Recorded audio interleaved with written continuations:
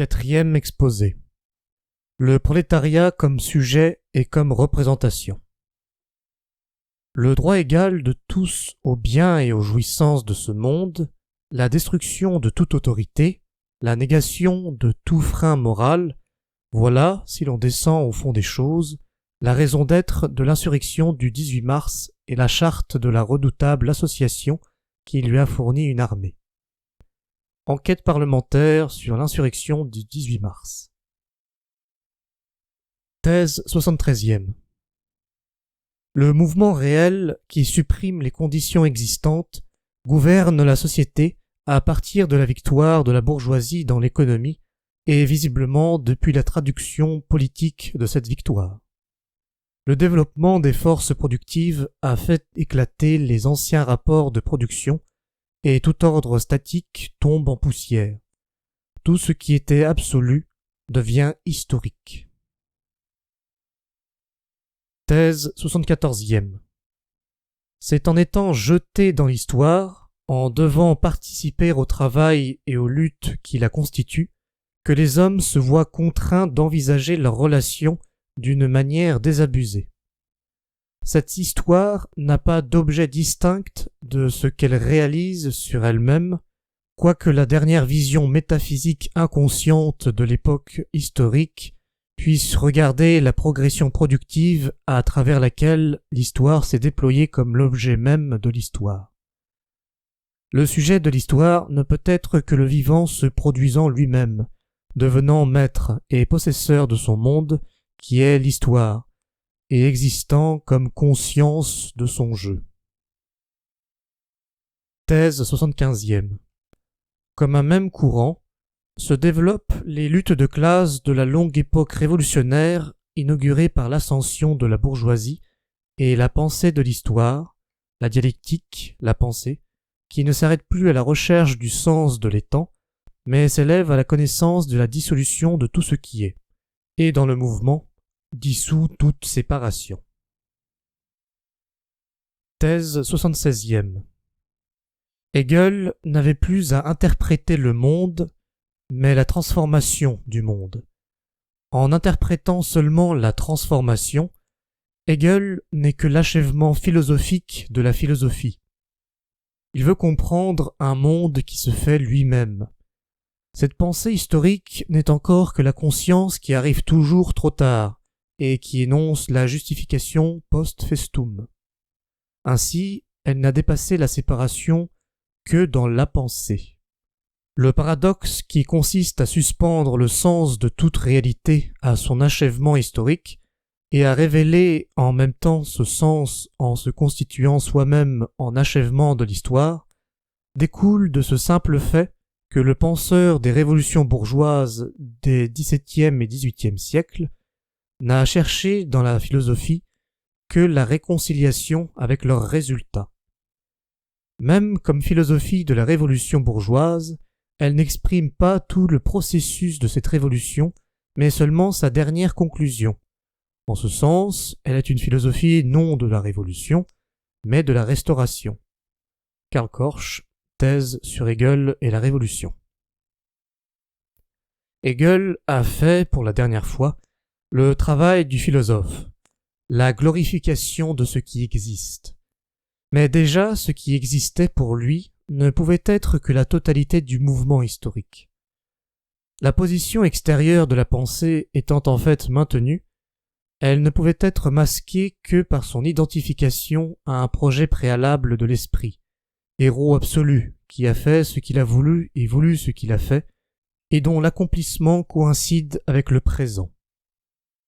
Ainsi, la philosophie qui meurt dans la pensée de l'histoire ne peut plus glorifier son monde qu'en le reniant, car pour prendre la parole, il lui faut déjà supposer finie cette histoire totale où elle a tout ramené, et close la session du seul tribunal où peut être rendue la sentence de la vérité.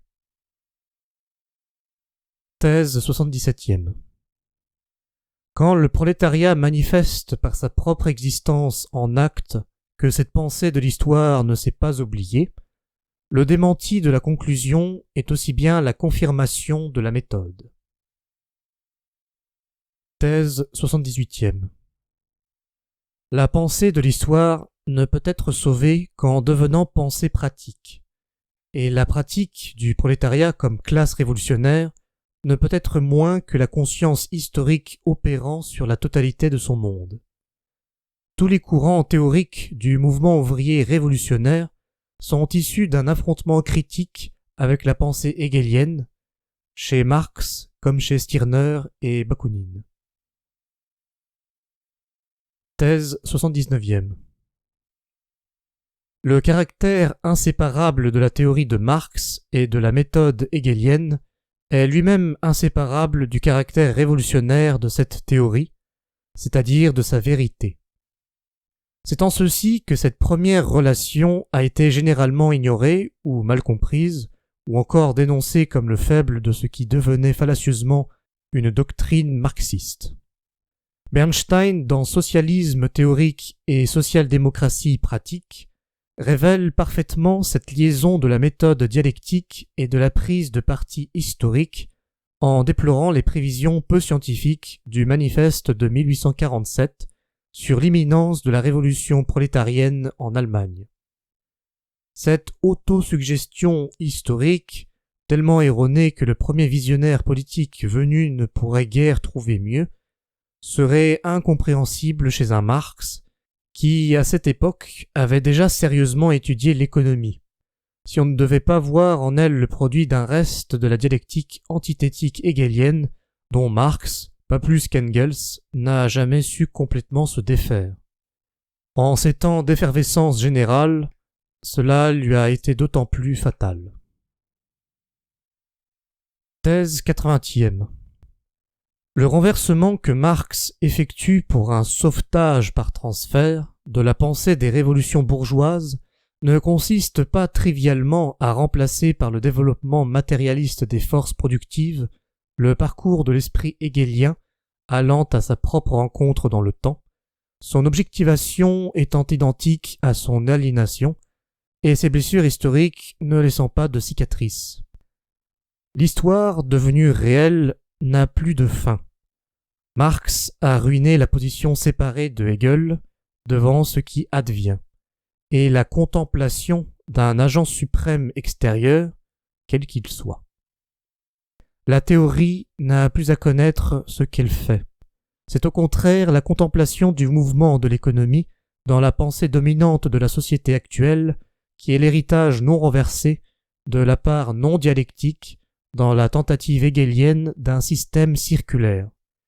C'est une approbation qui a perdu la dimension du concept et qui n'a plus besoin d'un hegelianisme pour se justifier, car le mouvement qu'il s'agit de louer n'est plus qu'un secteur sans pensée du monde, dont le développement mécanique domine effectivement le tout. Le projet de Marx est celui d'une histoire consciente. Le quantitatif, qui survient dans le développement aveugle des forces productives simplement économiques, doit se changer en appropriation historique qualitative. La critique de l'économie politique est le premier acte de cette fin de la préhistoire. De tous les instruments de production, le plus grand pouvoir productif, c'est la classe révolutionnaire elle-même. Thèse 81e. Ce qui rattache étroitement la théorie de Marx à la pensée scientifique, c'est la compréhension rationnelle des forces qui s'exercent réellement dans la société.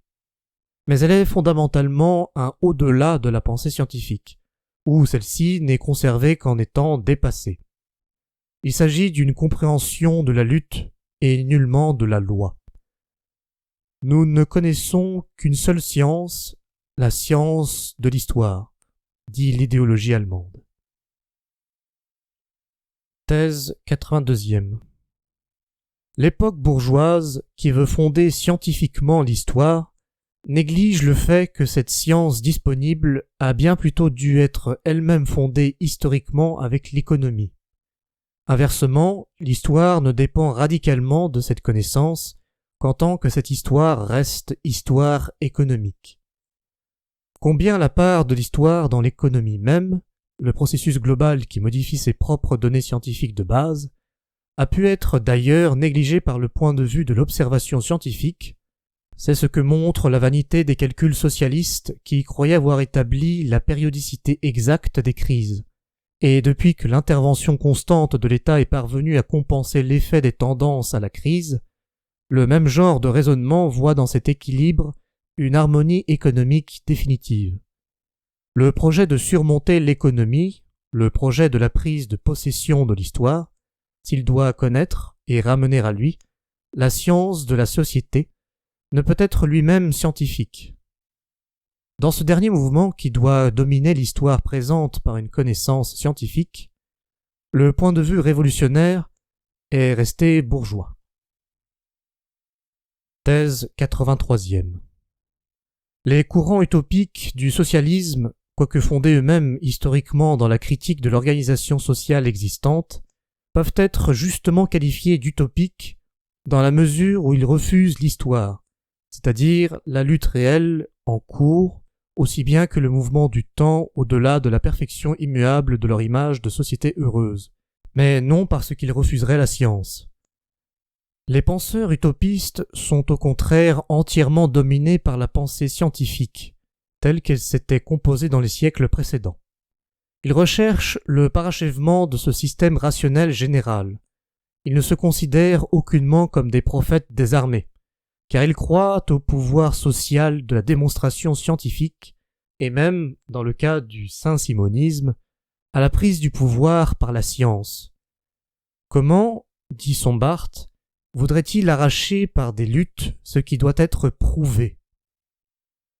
Cependant, la conception scientifique des utopistes ne s'étend pas à cette connaissance que des groupes sociaux ont des intérêts dans une situation existante, des forces pour la maintenir, et aussi bien des formes de fausse conscience correspondantes à de telles positions. Elle reste donc très en deçà de la réalité historique du développement de la science même, qui s'est trouvée, en grande partie, orientée par la demande sociale issue de tels facteurs, qui sélectionnent non seulement ce qui peut être admis, mais aussi ce qui peut être recherché. Les socialistes utopiques, restés prisonniers du mode d'exposition de la vérité scientifique, conçoivent cette vérité selon sa pure image abstraite, telle que l'avait vue s'imposer un stade très antérieur de la société. Comme le remarquait Sorel, c'est sur le modèle de l'astronomie que les utopistes pensent découvrir et démontrer les lois de la société. L'harmonie visée par eux, hostile à l'histoire, découle d'un essai d'application à la société de la science la moins dépendante de l'histoire. Elle tente de se faire reconnaître avec la même innocence expérimentale que le newtonisme, et la destinée heureuse constamment postulée joue dans leur science sociale un rôle analogue à celui qui revient à l'inertie dans la mécanique rationnelle. Matériaux pour une théorie du prolétariat. Thèse 84e. Le côté déterministe scientifique dans la pensée de Marx fut justement la brèche par laquelle pénétra le processus d'idéologisation, lui vivant, et d'autant plus dans l'héritage théorique laissé au mouvement ouvrier. La venue du sujet de l'histoire est encore repoussée à plus tard, et c'est la science historique, par excellence, l'économie, qui tend de plus en plus largement à garantir la nécessité de sa propre négation future. Mais par là est repoussée hors du champ de la vision théorique la pratique révolutionnaire, qui est la seule vérité de cette négation. Ainsi, il importe d'étudier patiemment le développement économique et d'en admettre encore, avec une tranquillité hegelienne, la douleur, ce qui, dans son résultat, reste cimetière des bonnes intentions. On découvre que maintenant, selon la science des révolutions, la conscience arrive toujours trop tôt et devra être enseignée. L'histoire nous a donné tort, à nous et à tous ceux qui pensaient comme nous. Elle a montré clairement que l'état du développement économique sur le continent était alors bien loin encore d'être mûr, dira Engels en 1895. Toute sa vie, Marx a maintenu le point de vue unitaire de sa théorie, mais l'exposé de sa théorie s'est porté sur le terrain de la pensée dominante en se précisant sous forme de critique de disciplines particulières, principalement la critique de la science fondamentale de la société bourgeoise, l'économie politique.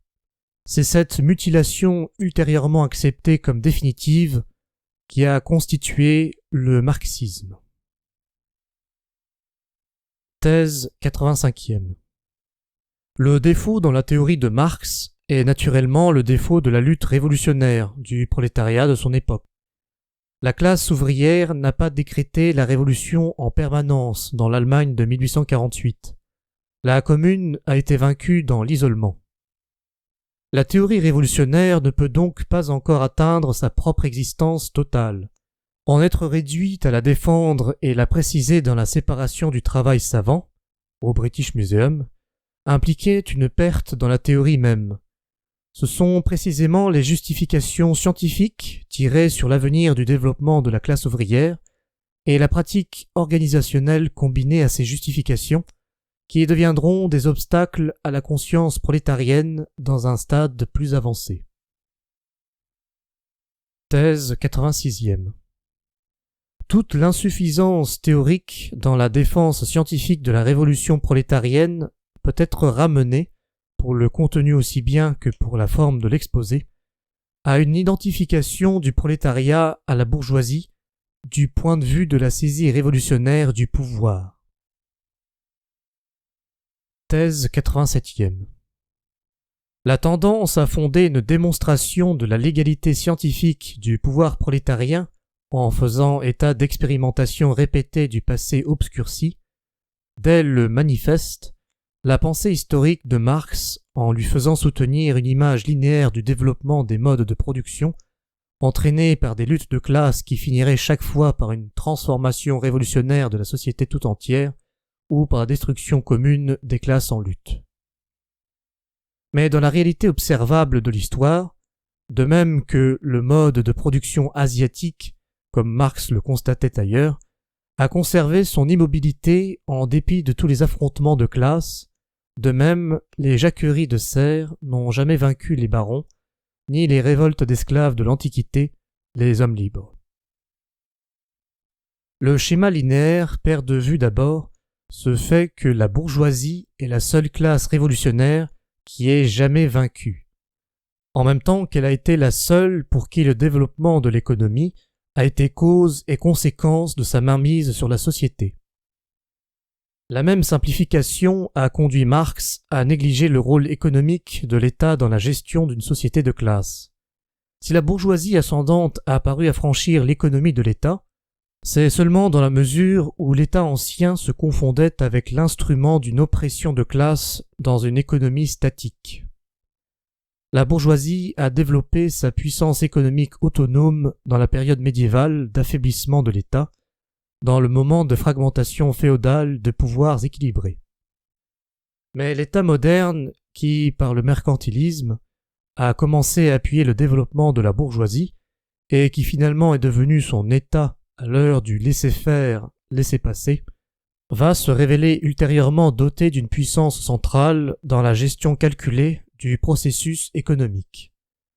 Marx avait pu cependant décrire, dans le bonapartisme, cette ébauche de la bureaucratie étatique moderne, fusion du capital et de l'État, constitution d'un pouvoir national du capital sur le travail, d'une force publique organisée pour l'asservissement social, où la bourgeoisie renonce à toute vie historique qui ne soit sa réduction à l'histoire économique des choses, et veut bien être condamnée au même néant politique que les autres classes. Ici sont déjà posées les bases sociopolitiques du spectacle moderne, qui négativement définit le prolétariat comme seul prétendant à la vie historique. Thèse 88e.